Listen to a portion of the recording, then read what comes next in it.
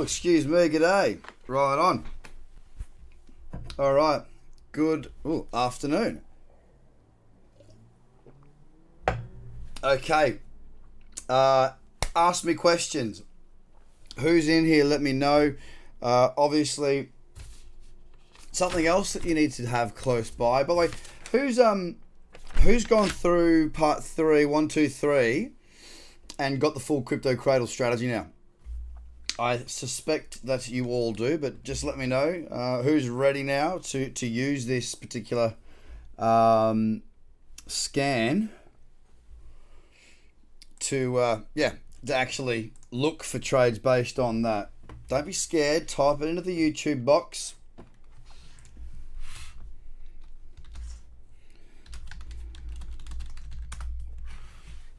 All right. Okay.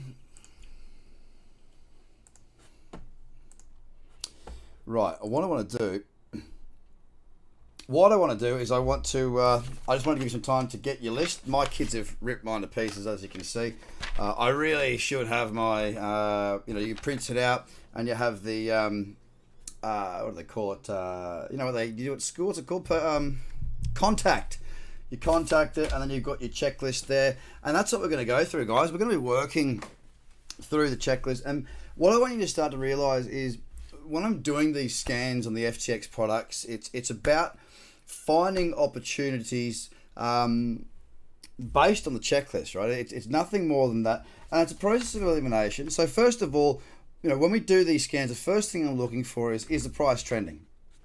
That's why I've got on the bottom screen the daily chart, on the top screen the 4 hour, because it's a bit of shows me that midpoint and it shows me that higher time frame macro trend. And I want to see both of those because it gives me an opportunity to start to understand what it might look like lower.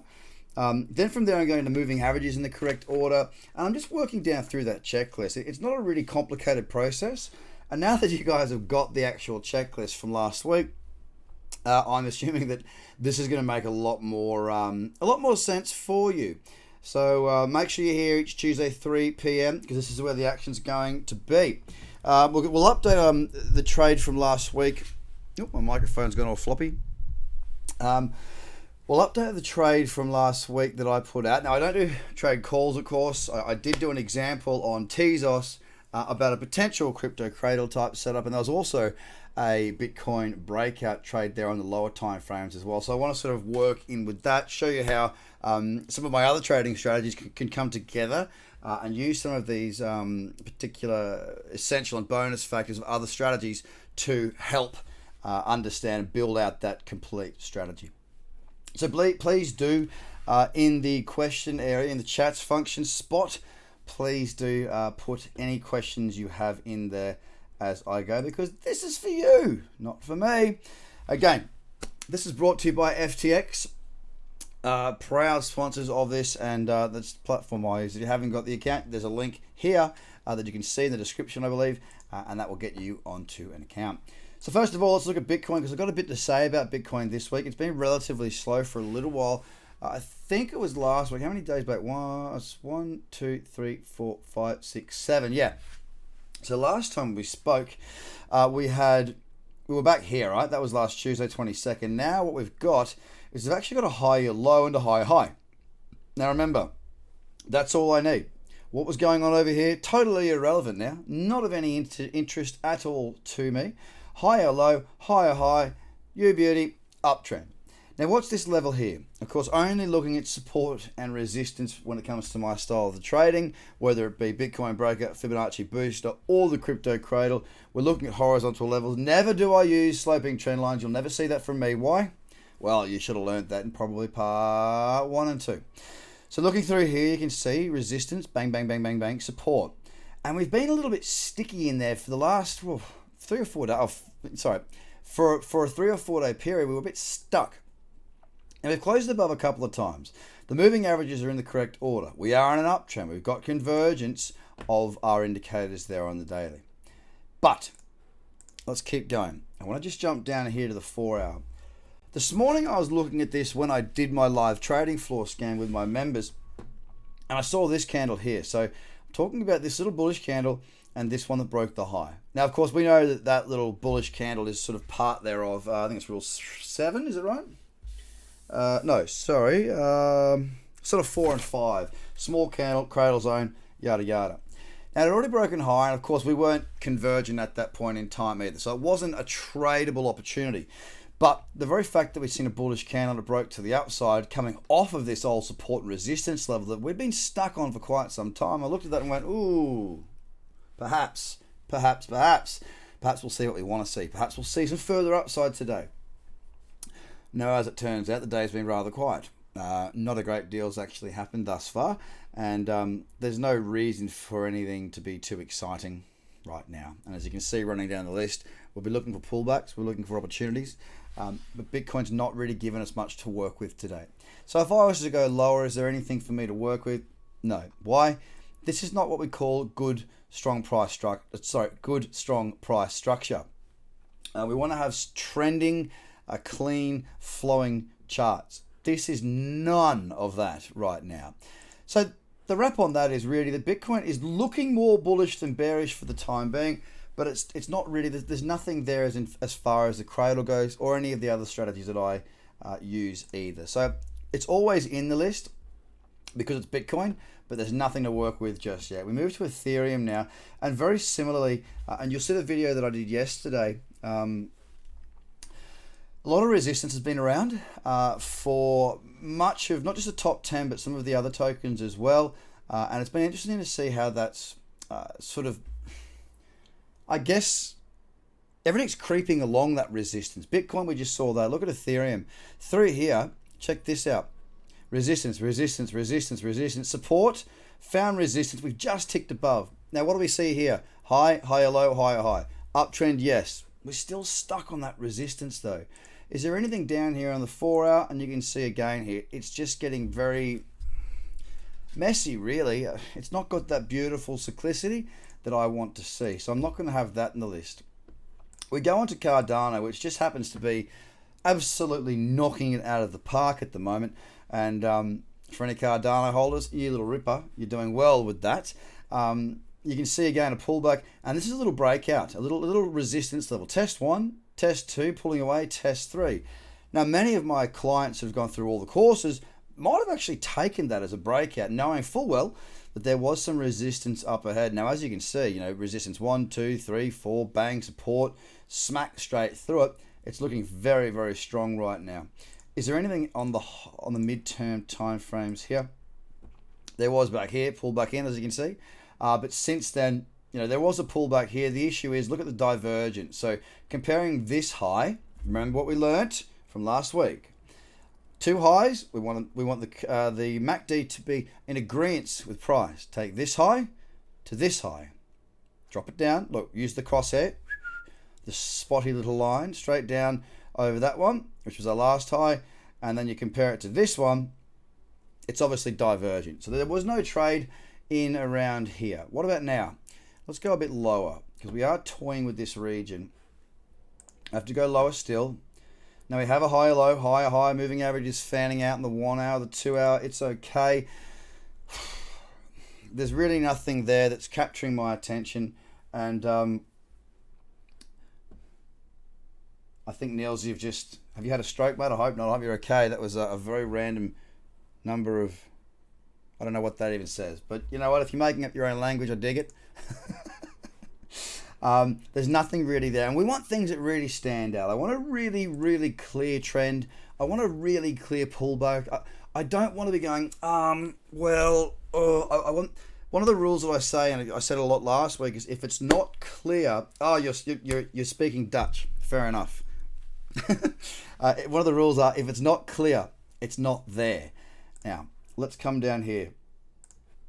Okay, again, let's have a look at Algorand. Higher low, higher high, uptrend. The second thing I do straight away is I zoom out and I look for any support and resistance levels using my crosshair here.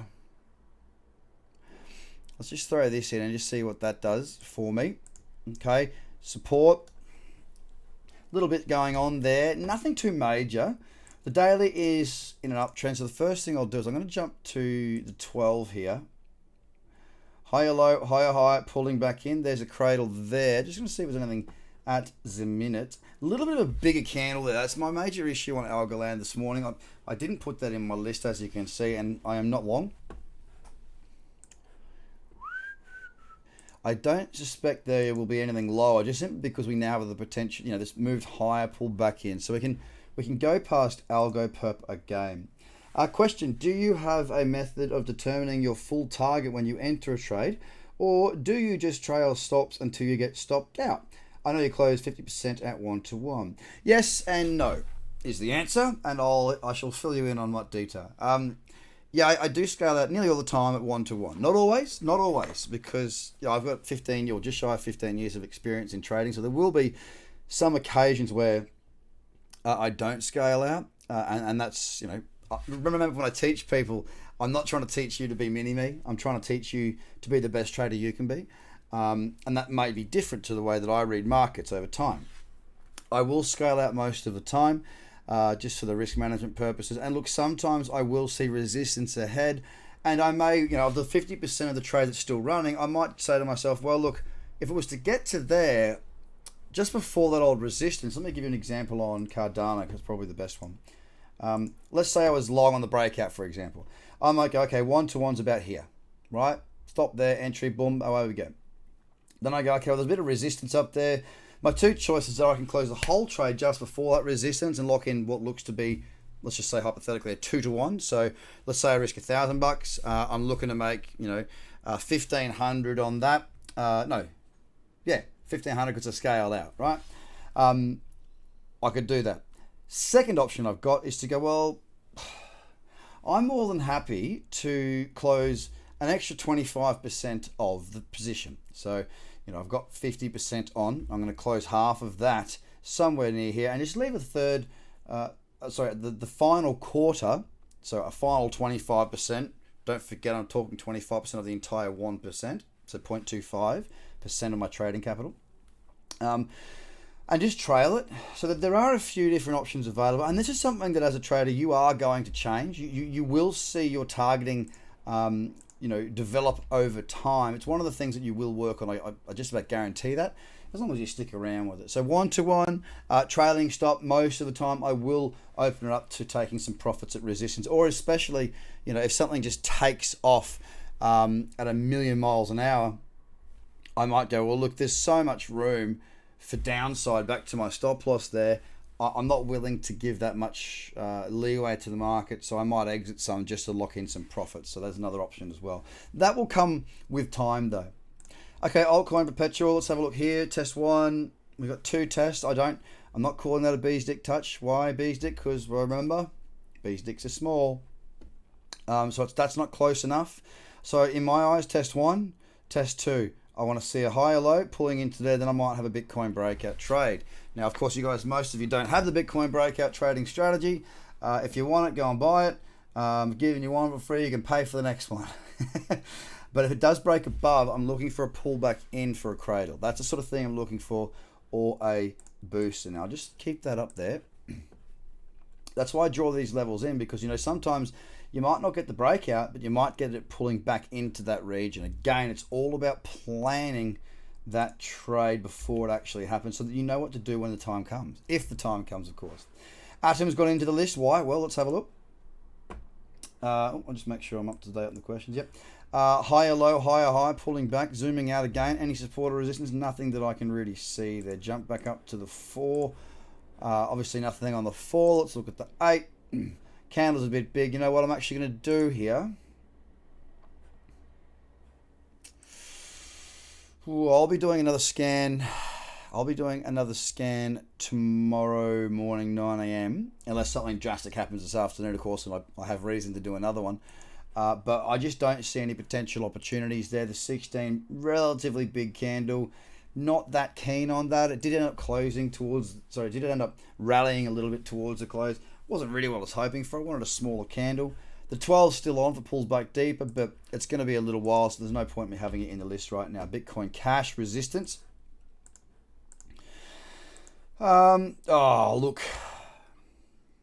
Higher low. It's got to break that resistance before I've got a higher high, doesn't it? I mean, let's be honest there. once again, you know, I push above and I pull back in, but there's nothing there on Bitcoin Cash. There's no need to put that into the watch list right now. Trades are closed too early. I need to see it take off after I've closed. Yeah, this happens, mate. You know, we do get moves where, you know, you jump in, you jump out too early. That's why we plan our trade and we trade our plan.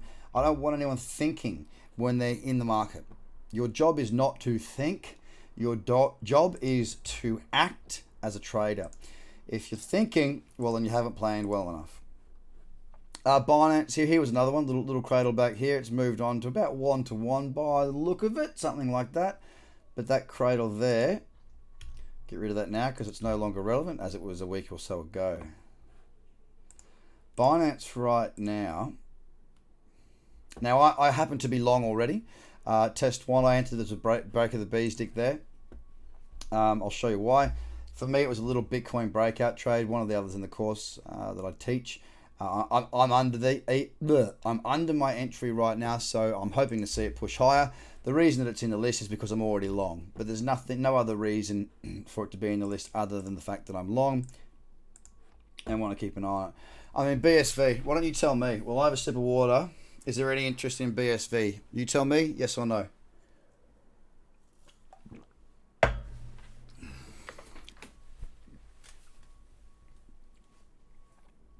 Come on. The point of this is I can go through this and do a quick scan, but I want to teach, now that we've got you through that 3 parts, obviously the 4th part Thursday, don't you miss it. I'm now asking you to give me a bit of love. Burn it with fire. Kill it the face. Yeah, it's a no, because there's no clear trend. Rule number 1, price must be trending. Okay, good, clean, smooth flowing chart. That's just a bunch of rubbish. There's no higher lows, there's no higher highs, there is nothing of substance there. And literally, don't overthink this. Rule number 1, price must be trending on trigger chart and the next higher time frame. If there's no price trending on the trigger chart, which is a time frame that I'm looking at, out the door. There is no need to look any further. Bitmax, you tell me, what do you think? Do we take it or do we leave it? Rule number 1, just focus on rule number 1.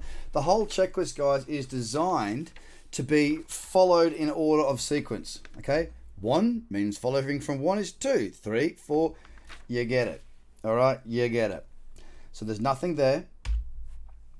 Doge, what about this? Talk to me here. Do we have rule number 1 met? Here's your daily, here's your 2-day.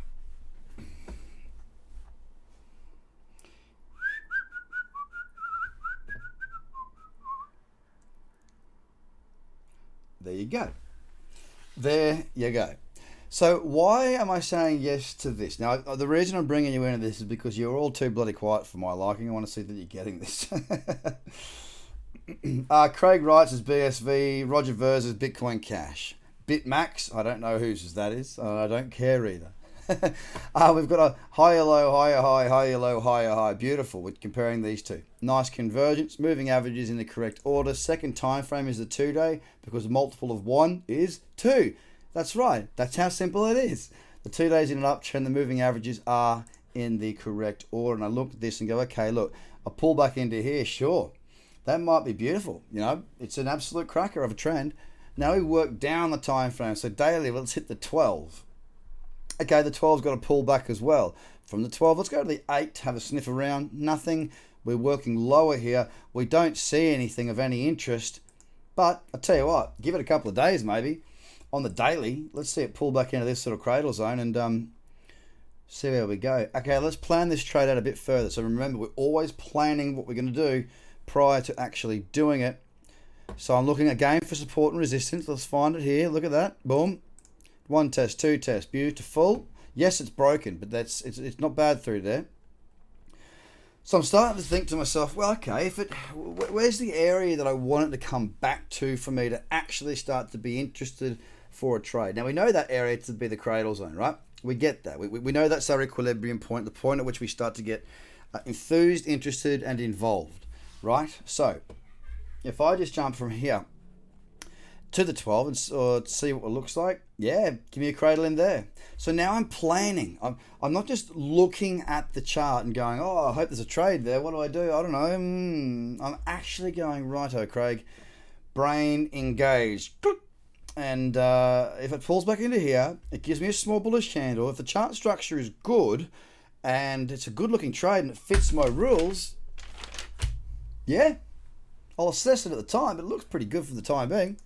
Because of that reason, I've now planned my trade. It's very easy once that occurs. If it does pull back into that region, if there is a trade there, it's easy because I've already planned it. I planned it. Most of my trades on the higher time frames, I've planned days before. This is one of them. We'll see how we go. I'm not going to put it into the watch list just yet because it's got to pull back to here. It's got a long way to go, and I'll be scanning tomorrow morning. Why?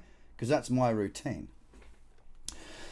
Okay, same thing again here. Doge, we have a higher low, a higher high. Pulling back, let's have a look lower. So we've got a daily uptrend. The 12 hour pulling back a little bit further.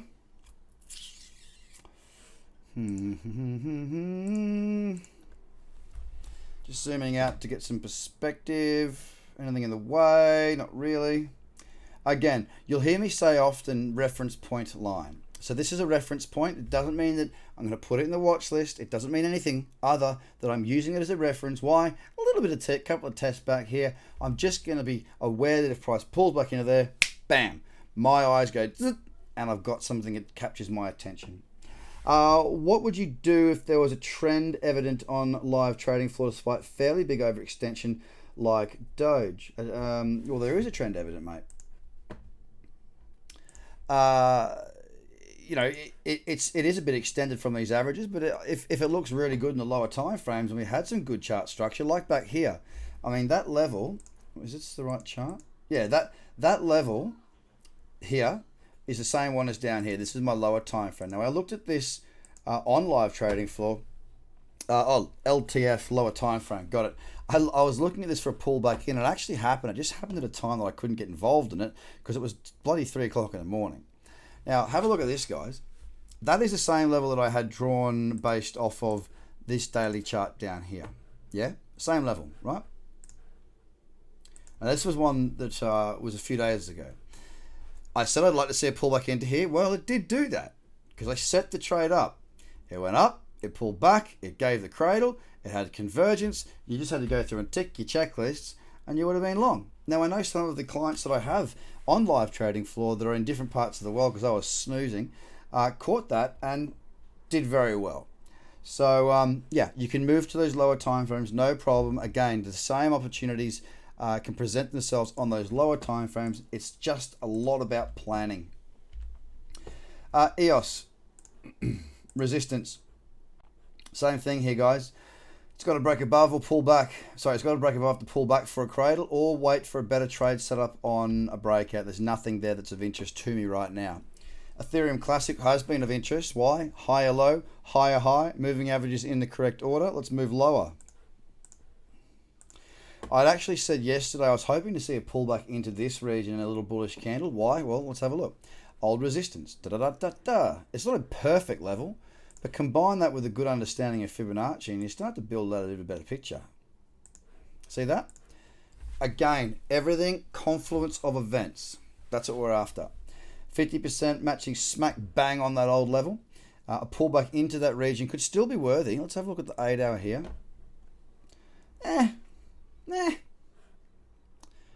Nothing for me just yet. Come back at it tomorrow. Exchange perp, again, resistance there, break above, pull back, need convergence. I can go past that. There's no cradle opportunity there. I don't know why you've just decided to come up then. What a pain.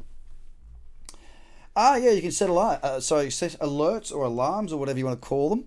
There's no problem with that as well. That can be very beneficial, especially if you're, I get a lot of people say, "Oh, can I still trade and can I still make money if I'm working full time?" Yeah, absolutely. You just got to. That's what we focus down on. We focus on trading those windows, so you've got the opportunity to go and make your crust and come home and still make some money. You just got to know what to do, and that's part of what we're training there. HTP. No, Leo's a bit spiky. We talk about that optimal chart structure. We'll check that out. Whenever we're in doubt, always go back to Bitcoin. Look at Bitcoin's chart. Wow, that looks really nice. Look at Leo's. Wow, that looks very different. It's like a daddy long legs. Look at the big gangly legs on that thing.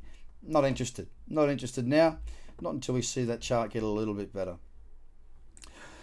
Chainlink again in the daily. Again, is that the sort of trend that looks like Cardano? Is that the sort of trend that stands out and says, wow, that is a beautiful looking market? The answer has to be no. Sure, there's a higher high, but look at it's just sort of, it's getting a bit limp, you know what I mean? Like, if you hold your arms out long enough sideways, they'll start to get heavy and come off. And that's sort of what this represents to me. So I'm just going to go past Link. Litecoin, what have we here? Higher low, higher high. But again, can we say that that's a really great strong trend? The answer is no. And to be fair, there haven't been a huge amount of opportunities for us traders recently, because a lot of these trends have only just started to evolve. We're waiting for those first pullbacks, really. Of course, Tezos being the exception. You can see through here, Matic. Ugh.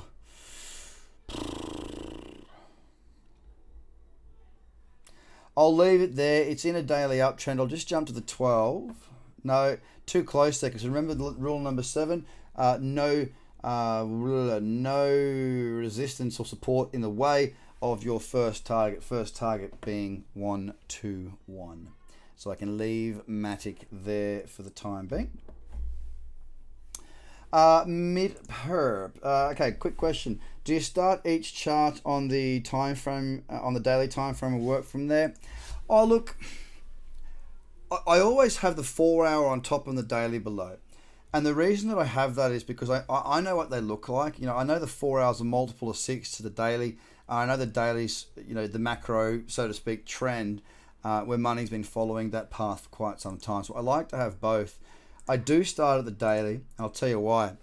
For me, if I've got a strong daily trend and all my time frames lower are all in agreement with that daily trend, my probabilities for having a successful outcome of that trade, they do increase quite significantly. But it doesn't mean that I won't just go, oh, you know what, the daily's pretty rubbish. I'll go to lower time frames. And you'll see that as we do these scans week in and week out, you will see the market as it goes through its different shifts and twists and turns. You will see that you know, there'll be periods where I'll focus a lot in the daily. There'll be periods where I don't focus so much. So it's not a set in stone rule, but it's a pretty good one to follow. Now, before I go any further and we head towards the back end of this list, I want you to think. You've got information in front of you right now. You've got a checklist that should be somewhere near, because if you're not doing that, then you're not trading. And I know that so many of you right now have accounts with FTX and you've not placed a trade. As a matter of fact, let me just ask the question, because I want to help you if you don't know how to do it. Because we got videos on that stuff, right? And it's publicly available. It's not something you've got to pay for or anything. It's there, right? Who hasn't traded with FTX but has an account? Just say yes or no.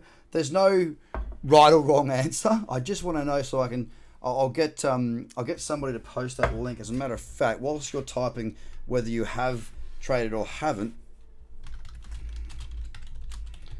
yeah, FTX order.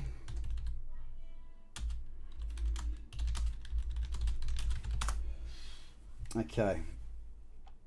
Some have. I know you have, Mr. Merv. Righto, Jono. Well, perfect timing, really. Give me 1 second, and I'll find the link for you. I'll just post it in there. It just makes it a bit easier for you guys if I can. Where am I? Okay, library. How to use FTX exchange. That is the one. All right. Here you go, guys. Take that. That will help.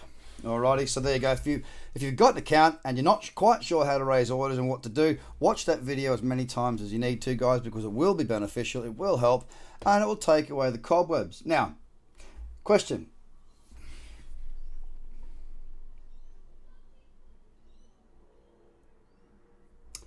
Do you scan the full FTX list every morning, then work off the red list?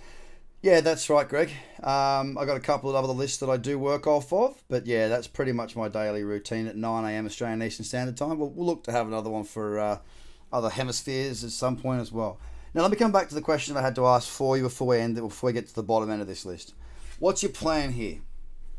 What do you want to see? I want to know what you're learning, because this is not about me doing all the work. You got to do some heavy lifting, because otherwise, what's the point, right? You're here to learn. All right. It's for me. I can pump this list out in a scan in probably under 5 minutes. It's not what I'm here to do. I'm here to help you guys to understand what we're looking for. So what are we looking for? What is your plan here, guys? What is your plan? Where do we want to see what we've learnt? Where do we want to see that? What do we want to see, and where do we want to see it?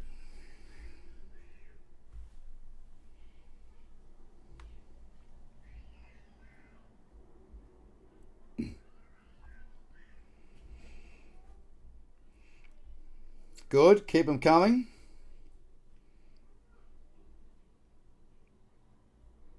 And look, if you are a little bit shy and you don't want to type it up, that's okay. This isn't about me. It's about you. So even if you don't want to type it in, I want you to be thinking to yourself, what are you seeing right in front of you right now, and what would you like to see? And I'll tell you. Many of you getting that right.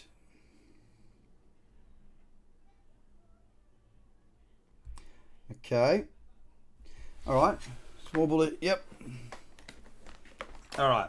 So as you guys are pressing enter on your answers, here's what I want to see. And I'm sure that many of you have said the same thing. I can see that. The information that we've got is this. We have a higher low, we have a higher high. We have convergence of these two highs, this high to this high. We can see that on the MACD. Go to the 2-day. Now, you weren't aware of this, but I was. Moving averages are in the correct order. So there's rule number 1, 2, 3, and 4.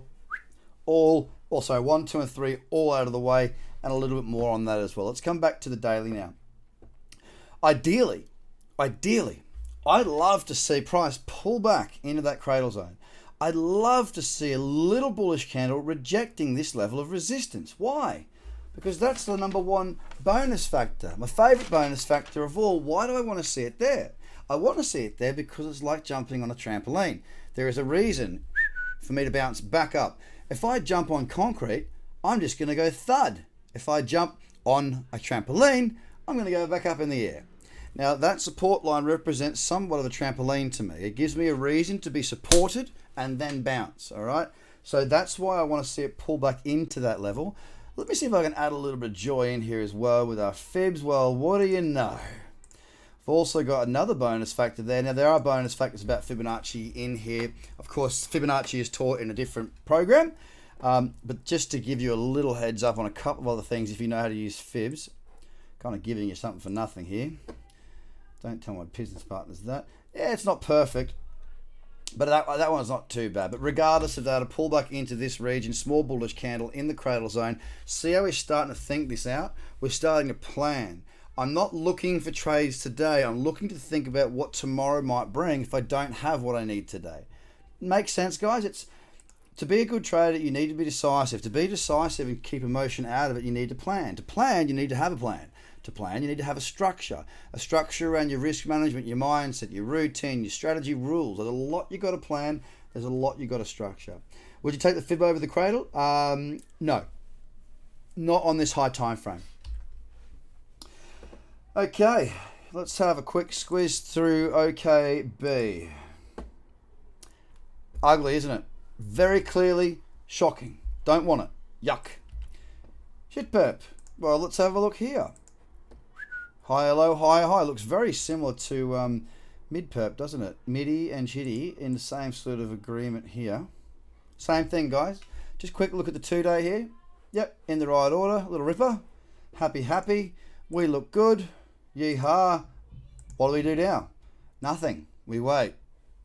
You got to be patient. There's a lot of waiting when it comes to trading. Tomo. Pullback. No, it's got to push to new highs. Tomo's not interesting for me at the moment. Tron.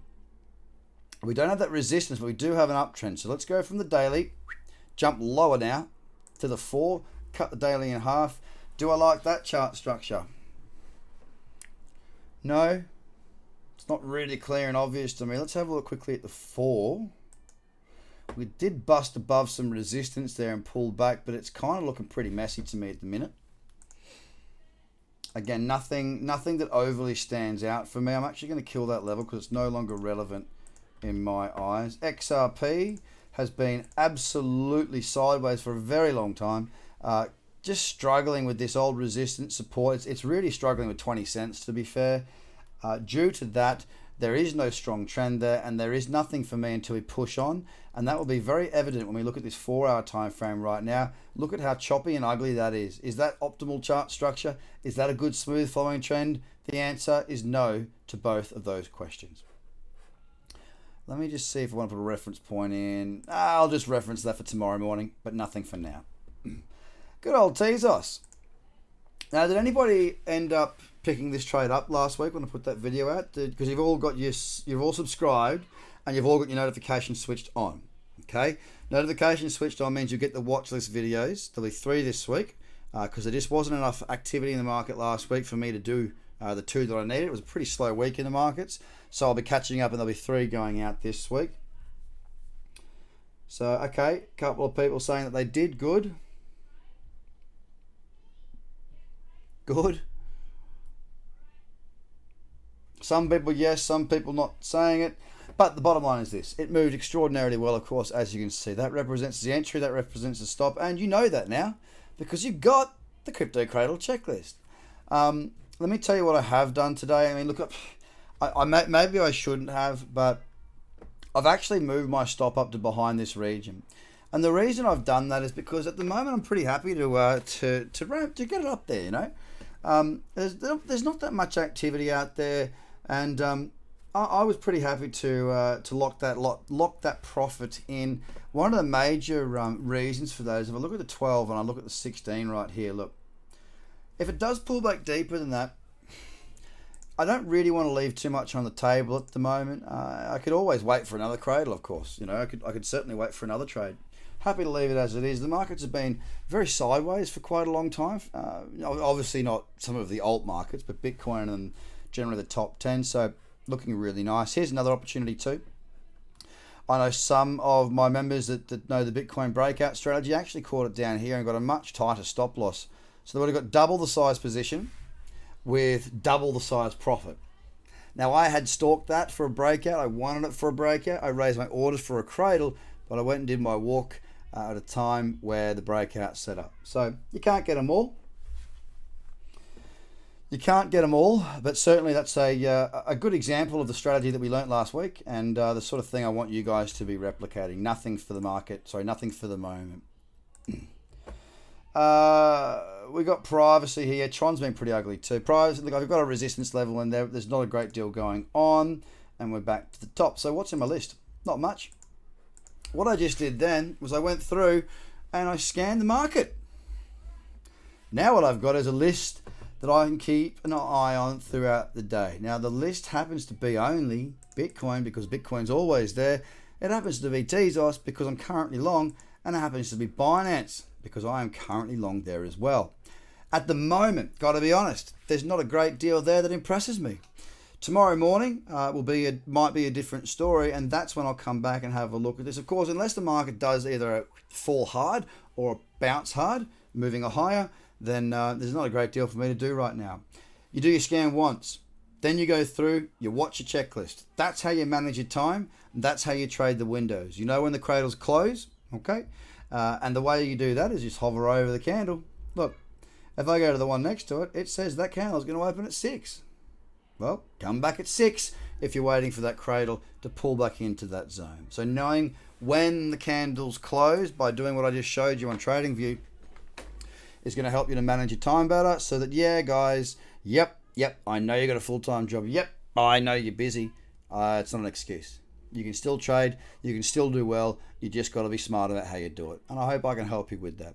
Guys, I shall see you again Thursday at 4 p.m. for the 4th and final installment of the FTX and Trader Cobb education series. You have a great day, evening, and tomorrow morning. And make sure the notifications are on, because there's still 2 more videos with watch lists. that I'm hoping to see the market move this week, and we'll get some good trades coming out of it. Guys, have a great one. Take it easy. And how do I turn this thing off? Cheers. Bye for now.